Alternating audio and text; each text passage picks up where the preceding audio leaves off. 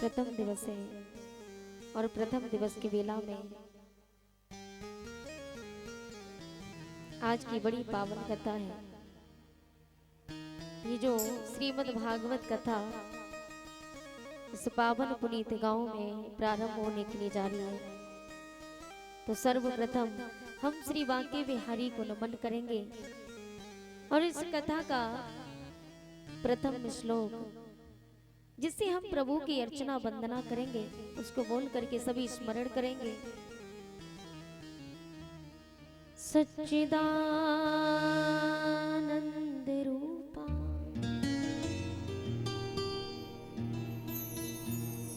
विश्वोत्पत्त्यादि Hathaway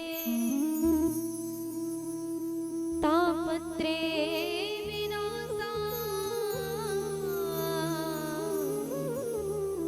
Shri कृष्णाय वयं नुमः। यं प्रवचन्त मनोपेतमपेतकृत्यं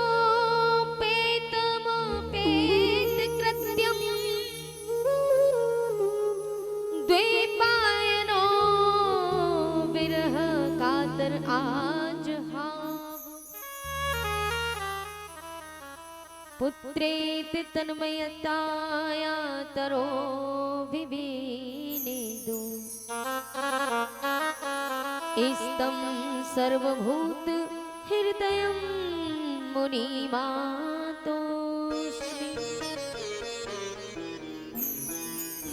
परम मंगलमय परात्पर परम अखिलेश्वर अकारण कारण करुणा वरुणालय तथित विधिन्दित पीताम्बरधारी भक्त वैशा कल्प तरो भगवान श्री कृष्ण प्रभु की बांग में प्रति स्वरूपा श्रीमद् भागवत। प्रभु की बांग में स्वरूपा कौन है? श्रीमद् भागवत, जिन्हें प्रभु ने बांग में रूप दिया। श्रीमद् भागवत महापुराण सप्ताह ज्ञान यज्ञ इस परम पवित्र नैमी शारण भूमि में प्रारंभ होने के लिए जा रहा है। चक्र तीर्थ में आज से शुभारंभ होने के लिए जा रहा है। आप और हम निसंदेह बड़ी भागी हैं जो गोविंद के गुणगणों की गंगा में गोता लगा रहे हैं। ये प्रभु की बड़ी पावनमयी कथा है। बड़े भाग्य से हमें ये श्रीमद् भागवत कथा श्रवण करने को मिलती है। तो भगवान श्री कृष्ण कैसे हैं? भगवान के तत्स्थ लक्षण बतलाते हुए पहले कहा, श्लोक कहता है श्री कृष्णाय वयं नमः। हम सब मिलकर के श्री कृष्ण के पाद पद्मों में बारंबार प्रणाम करते हैं। और भगवान कृष्ण कैसे? पहले उनका स्वरूप लक्षण बतलाया, फिर तत्स्थ लक्षण बतलाया। और भगवान का स्वरूप लक्षण क्या है? ये कथा तो हर कोई सुना देते, लेकिन भगवान का जो रूप है, इनके तत्स्थ लक्षण है, ये कोई नहीं बताता। सर्वप्रथम प्रभु की जिसकी कथा प्रारंभ होने के लिए जा रही है, पहले हम उनके स्वरूप का वर्णन तो करें कि हमारे प्रभु हैं कैसे। इस कथा को सुनने से लाभ क्या मिलता है? या फिर कथा यूं ही सुनकर के इधर से निकाल देने से मतलब नहीं है। सर्वप्रथम प्रभु के तत्स्थ लक्षणों का वर्णन किया। सच्चिदानंद रूपाय, ये भगवान का स्वरूप है। भगवान सत धन चित धन आनंद धन है। धन का मतलब क्या होता है? धनीभूत। और धनीभूत माने ठोस। भगवान विशुद्ध सत स्वरूप है। और सत स्वरूप माने जिसके अंदर असत का किंचित भी प्रवेश न हो, वो हमारे सत धन प्रभु श्री कृष्ण है। चित्त कहते हैं ज्ञान को। भगवान ज्ञान धन है। ज्ञान धन का मतलब जिनके भीतर अज्ञान का किंचित भी प्रवेश न हो, वो ज्ञान धन है। भगवान आनंद धन है। और आनंद जब भगवान यदि हमारे हृदय में है तो आनंद भी तो हमारे हृदय में ही है। हम संसार में आनंद को ढूंढते फिरते हैं। घर में थोड़ा छोटा मोटा सा झगड़ा हो जाए तो हम लोग धमकियां देते बड़ी बड़ी, अरे भैया मैं इस घर में अब नहीं रहूंगा, मैं तो काशी में जाकर के रहूंगा, मैं तो वृंदावन में जाके रहूंगा, वहीं राधे राधे रटूंगा, आनंद आएगा। लेकिन जब आपको अपने घर में आनंद नहीं आ रहा तो वृंदावन में कैसे आनंद आएगा प्यारे? आनंद कहीं अंत थोड़ी है। जब प्रभु को आप हृदय में बसा करके रखते हो, आप दुनिया वालों से लड़ते फिरते हो कि मेरे हृदय में प्रभु है, मेरे हृदय में कृष्ण है, तो फिर हृदय में आनंद क्यों नहीं है? क्योंकि जहाँ प्रभु श्री कृष्ण है आनंद भी वही है। आनंद भगवान का ही तो रूप है। जिस प्रकार हम दूध को निकाल करके लाते हैं ना, और दूध को निकालने के बाद उसको गर्म करते हैं, उसको जमाते हैं छाछ डाल करके, फिर उसका हम मंथन करते हैं और काफी समय तक मंथन करने के बाद हमें उस दूध में दूध का जो दही बन जाता है और दही का मंथन करने के बाद माखन नजर आता है। ठीक उसी प्रकार हमें अपने हृदय का मंथन करना चाहिए, तभी तो आनंद नजर आएगा। तो भगवान सत धन चित धन आनंद धन है। दुख कलेश का कोई भी प्रवेश भगवान के अंदर नहीं है। वो भगवान आनंद सिंधु आनंद धन है। ये तीनों भगवान में पूर्णतः विद्यमान है, अन्य का कोई भी स्थान नहीं है। ऐसे हैं प्रभु श्री कृष्ण। इसलिए भगवान को सच्चिदानंद धन कहा जाता है, सतचित आनंद धन। तो ये तो हुआ भगवान का स्वरूप। लेकिन भगवान करते क्या है? तो तत्क्ष लक्षण बतलाते हुए कहा विश्वोत्पत्त्यादि हेतवे।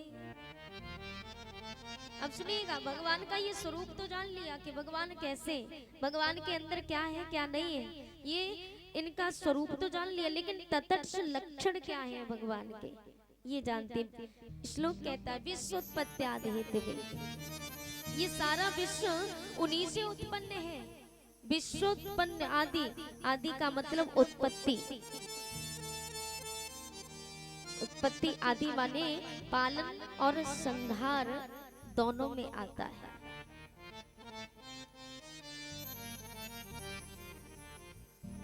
दोनों के जो हेतु कारण हैं, ऐसे प्रभु की चरण शरण में जाने से हमें लाभ क्या मिलता है? जब प्रभु आनंद धन है, चित धन है, तो ऐसे प्रभु की शरण में जाने से हमें क्या लाभ है? तो सुनिएगा क्या लाभ है। तापत्रे विनाशा। हम और आप तीनों प्रकार के तापों में तप रहे हैं, और तीनों प्रकार के ताप क्या हैं? आध्यात्मिक, आदि भौतिक, आदि दैविक। इसी को कहते हैं दैहिक, दैविक, भौतिक ताप।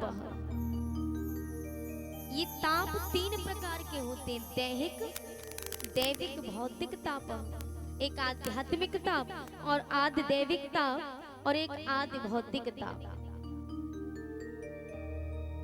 इन तीनों प्रकार के तापों में हम तप रहे हैं। तो ऐसे प्रभु की शरण में जाने से हमें तीनों तापों से मुक्ति मिल जाती है, छुटकारा मिल जाता है। फिर हम तीनों तापों में तपते नहीं है प्रभु की शरण में जाने से। लेकिन जो प्रभु की शरण में नहीं जाते उन लोगों के साथ ऐसा ही होता है। दैहिक, दैविक, भौतिक ताप। दैहिक ताप माने ये जो तीन ताप हैं, दैहिक ताप माने शरीर का ताप। शरीर का ताप भी दो प्रकार का है, एक शारीरिक और एक मानसिक। अब शारीरिक ताप जैसे कि किसी व्यक्ति को बुखार आ गया, सर में दर्द हो, पेट में दर्द हो, बड़े परेशान है, तो हम कहते कि प्रभु ये बीमारियां ना आए, हम परेशान ना हो गए। तो प्रभु की शरण में जाने से ऐसा कुछ नहीं होता, हंसते खेलते संसार को छोड़ के चले जाते हैं, कोई कष्ट भोगने को मिलता ही नहीं है फिर। तो ये हो गया दैविक ताप, और जिसे शारीरिक ताप कहते हैं। अब इसमें मानसिक ताप और आ गया। मानसिक ताप कौन सा?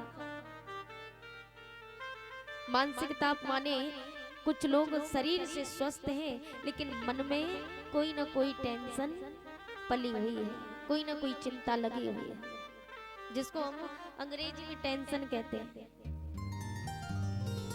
तो टेंशन का मतलब, टेन माने 10 और सन माने सूरज। तो सोचिए जरा, अभी अभी बीच में आपने देखा होगा धूप के कारण इतनी गर्मी थी और धूप इतनी थी कि लोगों का मरना हो गया था। 45 डिग्री, कभी कितना भी। तो एक सूरज से जब हम तप रहे, छाया को ढूंढते फिर रहे, लेकिन अंदर कितने सूरज पले? 10 टेंशन हमारे अंदर, क्योंकि टेंशन अंदर से ही तो होती है। तो हमारे अंदर 10 सूरज जो उग रहे हैं, हमने उगा रखे हैं। जब एक सूरज से इतने परेशान हैं, 10 से क्या हाल होगा? तो इसको कहते हैं मानसिक। तो प्रभु की शरण में जाने से ये भी दूर हो जाता है, जिसको दैहिक ताप बोलते हैं।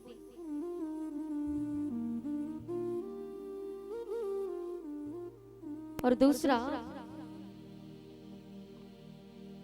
भौतिक ताप। भौतिक ताप माने भूत प्रेम। जो हमारी माताएं होती है ना, ये ज्यादा परेशान रहती है कि अरे भैया कुछ चक्कर चल रहा है भूत पिशाच का, पंडित जी को बुलाओ, अरे भैया ग्रह शांति करवाओ, अरे कुछ करवाओ, किसी ने टोटका कर दिया, ये कर दिया। तो इससे माताएं बड़ी परेशान रहती हैं, जिसको हम भौतिक ताप बोलते हैं। ये भौतिक ताप में आ गया। तो इससे प्रभु की शरण में जाने से इससे भी छुटकारा मिल जाता है। ये सारे, जैसे कि जंगल से कोई हाथी शेर आ गया, ये भी भौतिक ताप में आ गया। और तीसरा है दैविक ताप। दैविक ताप कौन सा? जैसे भूकंप आ गया, घर हिल गया, ओलावृष्टि हो गई, फसल चौपट हो गई, बाढ़ आ गई, सब कुछ बह के चला गया। तो ये हो गया दैविक ताप। तो ये 3 प्रकार के ताप है। तब श्लोक बनाए तापत्रे विनाशा। ऐसे प्रभु श्री हरि के चरणों में जाने से इन तीनों प्रकार के तापों से हमें छुटकारा मिलता है, जिनकी चरण शरण ग्रहण करने से तत्क्षण निवृत्ति हो जाती है। तो ऐसे प्रभु की शरण में जाने से तीनों प्रकार के तापों से मुक्ति मिल जाती। बोली सच्चिदानंद भगवान। व्यास नंदन भगवान सुखदेव जी को हम प्रणाम करते हैं। सुखदेव जी जन्म लेते ही सन्यासी बनकर के वन में चले गए। ऐसे सर्वभूत हृदय वाले सुखदेव जी को भी हम बारंबार प्रणाम करते हैं।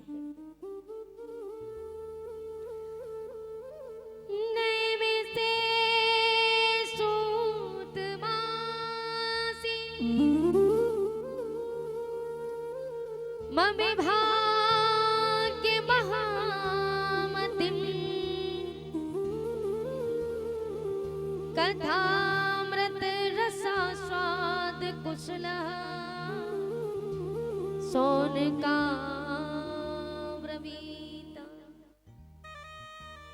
नेमी से नेमी सारण, जिसमें हम और आप बैठे।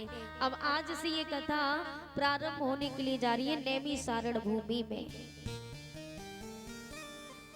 तो इस भारत भूमि का नाम नेमी सारण ही क्यों पड़ा? देखिए, एक बार 88,000 ऋषि, जिन्होंने सोचा कि भैया सत्संग सत्र होना चाहिए और सत्संग होगा तो आनंद आएगा। पहले के जमाने में 1,000 10,000 वर्ष तक सत्संग होता था, जिसको सत्संग सत्र बोलते थे। लेकिन आज के जमाने में अब हम जिसको श्रीमद् भागवत कथा बोलते हैं। और ये भागवत जो बनाई है, ये चारों वेदों के जो सूत्र हैं, उन सूत्रों की व्याख्या इस भागवत में दर्शाई गई है। वैसे तो नारद जी ने ज्ञान और वैराग्य को कथा सुनाई थी। ज्ञान और वैराग्य बड़े परेशान हो गए थे। ज्ञान और वैराग्य मूर्छित होकर के जमीन पर गिर गए और उनकी माता भक्ति रो रही थी। नारद जी ने क्या किया, चारों वेदों को सुना डाला। नारद जी तो वैसे 4 वेद हैं तो बड़े, शास्त्र बड़े, वेद बड़े, लेकिन ये श्रीमद् भागवत कथा जिनका सूत्र इन भागवत में दर्शाया गया, उनकी व्याख्या दर्शाई गई है, तो नारद जी ने भी कथा सुनाई थी। चारों वेद सुना दिए और ज्ञान वैराग्य को थोड़ा बहुत होश आया, फिर गिर पड़े। तो नारद जी ने कहा ये कैसे हुआ? बोले ये तो गड़बड़ हो गया। आकाशवाणी हुई, बोले नारद जी ये तुमसे नहीं हो पाएगा, पहले सत्कर्म करो। नारद जी ने कहा सत्कर्म क्या होता है? बोले ये तुम्हें ऋषियों से मिलेगा। तब नारद जी भटक रहे थे इस नेमी सारण की भूमि में। नारद जी संत जी को खोजते फिर रहे थे कि कौन सा सत्कर्म कहते किसे, ये सत्कर्म होता क्या है। आकाशवाणी तो हो गई कि महाराज पहले सत्कर्म करो और ये आपको ऋषियों से मिलेगा, संतों से मिलेगा। नारद जी बड़े परेशान, बोले ऐसे कौन से संत हैं? आकाशवाणी तो हो गई, संत का नाम भी नहीं बताया।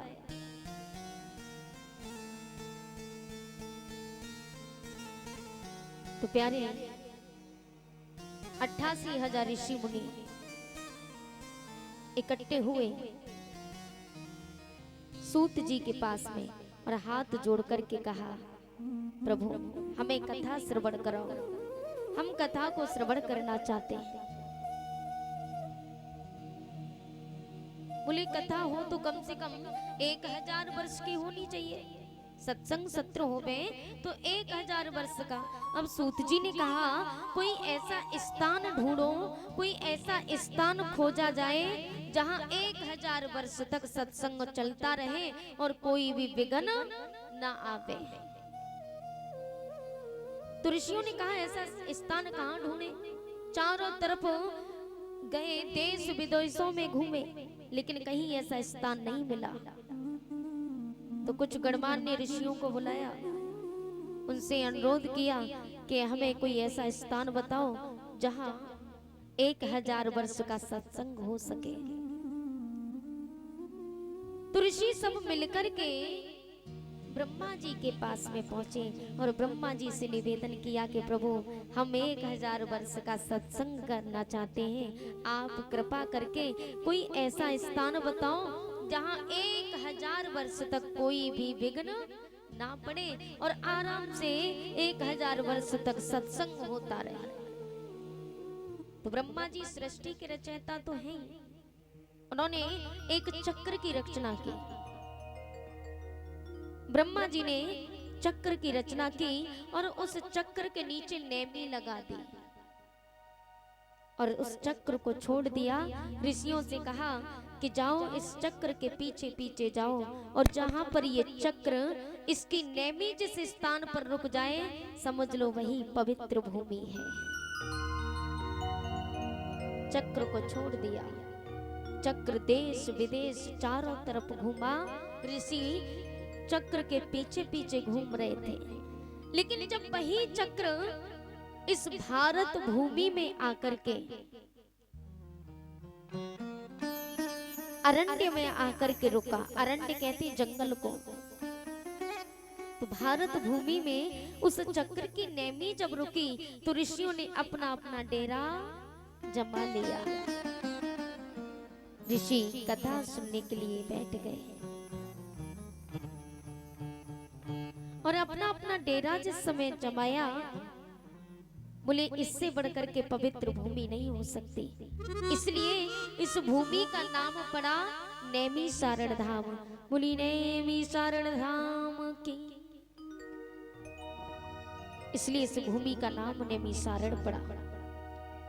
तो पहले के जमाने में कोई भी यंत्र नहीं होता था, आज के जमाने में तो यंत्र है, इंस्ट्रूमेंट है, माइक लगाए, साउंड लगाए, ये इतने सारे यंत्र तो हैं, पांडाल है ऊपर धूप से बचाव के लिए, बिछाई बिछी हुई है। लेकिन पहले के जमाने में कोई यंत्र नहीं होता था, इसलिए अरण्य को चुना। अरण्य माने जंगल को चुना था ऋषियों ने, क्योंकि जंगल में थोड़ा सा बोलते थे दूरी तक आवाज गूंजती थी। अपना आसन जमा लिया। तो ऋषियों 88,000 ऋषियों ने कथा कहाँ बैठ करके सुनी? बरगद के पेड़ के नीचे, बरगद के पेड़ को चुना। तो बरगद के पेड़ को भगवान ने एक विशेषता दे रखी है, कौन सी? शीतल काले भवितुष्ण उष्ण काले तु शीतला। ऋषियों ने बरगद के वृक्ष को चुना। भगवान ने ये बरगद के वृक्ष को विशेषता दे रखी है। गर्मियों में बरगद के नीचे बैठ जाओ तो तरावट मिलेगी, और सर्दियों में बैठोगे तो गर्माहट मिलेगी। प्रकृति भगवान ने ऐसी फिट कर रखी है बरगद के पेड़ में।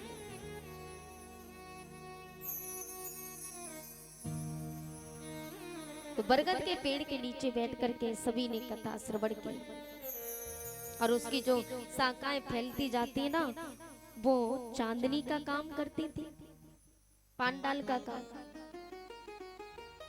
उसी छाव में सभी महात्मा बैठ गए। नैमिषे निमिष क्षेत्रे ऋषया शौनिकादया। सूत जी महाराज कहते हैं महामतिम नैमिषे सूतमासीन। सूत जी महाराज महान विद्वान हैं, जिनको व्यास पीठ पर बिठाया। और शौनक जी जो मुख्य श्रोता हैं, वो कैसे हैं? कथामृत रसास्वाद। श्रोता कैसे? जो वक्ता बनकर के सूत जी महाराज व्यास पीठ पर बिठाए। और श्रोता कैसे? कथामृत रसास्वाद कुशलः शौनको। भगवान का कथा अमृत पान करने में परम प्रवीण है। श्रोता भी हो तो ऐसा ही होना चाहिए, जो प्रभु की कथा सुनने के लिए परम प्रवीण हो, आनंद आए, प्रभु की कथा में जो खो जाए, ऐसा ही श्रोता होना चाहिए। श्रोताओं का विशेषण क्या है? श्रोता बुद्धिमान वही है जो विज्ञ होते हुए भी पांडाल में अज्ञ बन करके बैठे। ऐसा भागवत में लिखा है। श्लोक कह रहा है कथामृत रस स्वाद कुशलः शौनकः। ये श्लोक कह रहा है कि श्रोता भी हो तो कैसा हो कि विज्ञ होते हुए भी अज्ञ बन करके पांडाल में बैठे, माने विद्वान होते हुए भी अज्ञान बन करके पांडाल में बैठ करके कथा श्रवण करें। बिल्कुल अपने को अनाड़ी बन करके कथा श्रवण करें। श्रोता उसी को कहते हैं, तभी वह कुछ धारण कर पाएगा। जिस श्रोता के मन में यदि ये भाव है कि मैं बहुत पढ़ा लिखा हूं, मैंने इतनी कथाएं सुनी, मैंने इतने ग्रंथ पढ़े, तो वक्ता के श्रवण में उसकी जिज्ञासा और परीक्षा लेने की जिज्ञासा ज्यादा होगी, परीक्षा लेने की मन स्थिति कम ज्यादा होगी। इसलिए परीक्षक बन के नहीं, परीक्षक बनकर के कथा श्रवण करोगे। आते हैं ऐसे बहुत लोग पांडाल में खड़े हो जाते, अरे महाराज जी आप यहाँ गलत बोले, ये गलत बोले। गोस्वामी तुलसीदास जी ने भी जब रामायण लिखी तो रामायण लिखने से पहले उन्होंने स्पष्ट लिख दिया कि जो भी व्यास कथा कहे, राम क्यों ना कहे, और अंत में कुछ भी मुख से गलत सलत कहे, लेकिन उसके मुंह से राम निकले तो वो भगवान के समान है। और श्रोता फिर भी उसकी अवहेलना करे, उसकी तृष्णा करे, तो वो मूर्ख नहीं बल्कि महामूर्ख बताया। और यही बात भागवत में भी लिखी है कि श्रोता को कथा श्रवण करे, कितना भी पढ़ा लिखा, कितना भी ज्ञानी क्यों ना हो, लेकिन हनुमान जी जितना ज्ञानी कोई नहीं हो सकता। तो कितना भी ज्ञानी हो, फिर भी अज्ञान बन करके पांडाल में बैठना चाहिए। हनुमान जी महाराज को देखो, जिनको क्या कहते हैं, सकल गुण निधानम। हनुमत लला को क्या कहते हैं, सकल गुण निधानम, जिनके गुणों की कोई तुलना ही नहीं है, अतुलनीय गुण का भंडार है। यदि आपके अंदर कोई एक गुण आ जाए तो समाज में आपकी पूजा होने लगेगी, लेकिन हनुमान जी के अंदर तो अतुलनीय गुण हैं जिनकी कोई तुलना ही नहीं है। कोई भी व्यक्ति हो, भगवान का भक्त हो, समाज में पूजने लगता, अरे भैया भगवान का भक्त है, तो उसके अंदर है क्या, एक गुण है मात्र। तो पूजा का स्थान कौन सा है, गुण पूजा स्थानम गुणेषु न च लिंगम न च वया। पूजा का स्थान गुण है। समाज में गुण की पूजा होती है, व्यक्ति की नहीं। आप में कोई भी एक गुण बढ़िया हो तो संसार के लोग आपको सम्मान करेंगे। बड़े सुंदर गायक हैं भैया, ये बहुत बढ़िया वादक है, ये भी तो गुण है। ये बहुत अच्छे विद्वान हैं, कोई भी गुण एक हो तो गुण पूजा स्थानम, पूजा का स्थान कौन है, गुण। पर हनुमान जी में एक गुण नहीं, सकल गुण निधानम, जितने दिव्याति दिव्य गुण हैं वो सब हनुमान जी में विराजमान है।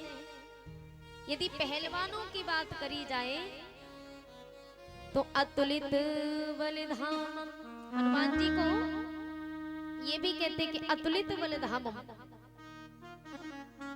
कितना बल है, कोई तराजू नहीं, अतुलनीय बल। और जो बलवान, जो पहलवान होगा वो बुद्धिमान नहीं होगा, जो बुद्धिमान होगा वो पहलवान नहीं।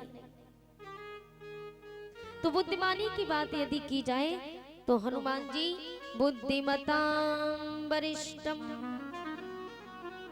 बुद्धिमानों में परम वरिष्ठ है, सबसे श्रेष्ठ है। और पढ़े लिखे विद्वानों की बात करो तो ज्ञान नाम अग्रगण्यम। और यदि ज्ञानियों की बात की जाए तो ज्ञानियों में भी अग्रगण्य है। और प्यारे प्रभु के भक्तों की बात करो तो रघुपति प्रिय भक्तम। यदि भक्तों की बात की जाए तो ये ठाकुर जी के बड़े लाडले भक्त हैं हनुमान जी। इतना लाडला इनका कोई नहीं जो हनुमान जी हैं। अंत में गोस्वामी तुलसीदास जी को कहना पड़ा कि प्रभु हम आपके एक एक गुण कब तक दुनिया वालों को गिनाएं, इसलिए गोस्वामी तुलसीदास जी ने लिख दिया सकल गुण निधान।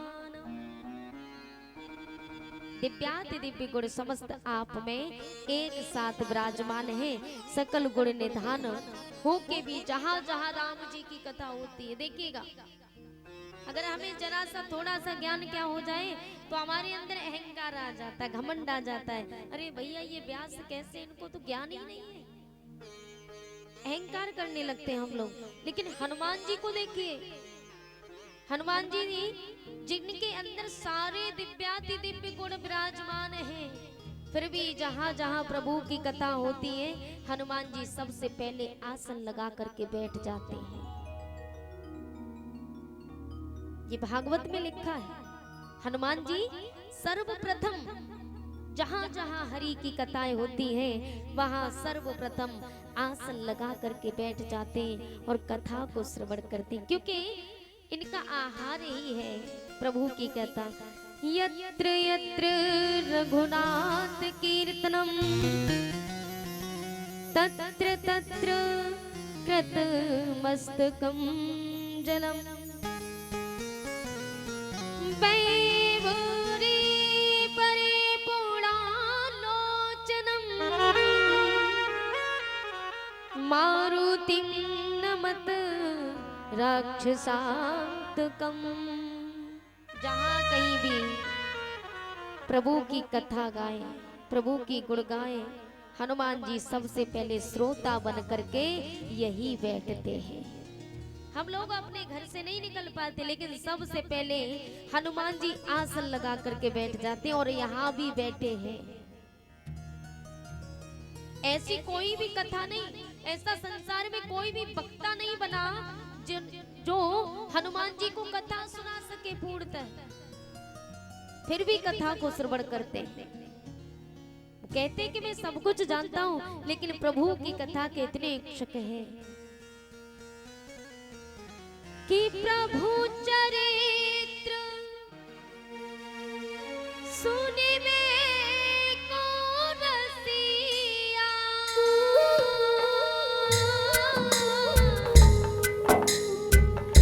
राम लखन सीता मन बसिया।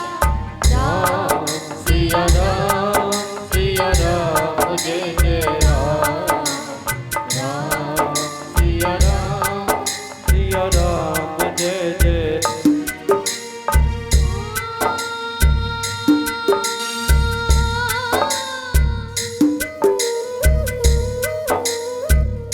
प्रभु चरित्र सुनिबे को रसिया। राम लखन सीता मन बसिया। राम सिया राम जय जय राम। राम सिया राम जय जय राम। हनुमान जी प्रभु चरित्र सुनिबे को रसिया। राम लखन सीता मन बसिया। भगवान के चरित्र सुनने के परम रसिक हनुमान जी हैं। बोलिए हनुमत लाल की। तो कहने का मतलब हनुमान जी की तरह हमें कथा श्रवण करनी चाहिए। जैसे हनुमान जी कथा श्रवण करते, उसी भांति हमें कथा श्रवण करनी चाहिए। और वक्ता को भी ये विशेष ध्यान रखना चाहिए कि जब श्रोता हनुमान जी की तरह बन करके कथा श्रवण करे, तो वक्ता को भी सावधान रहना चाहिए कि कोई ऐसा शब्द हमारे मुख से ना निकल जाए,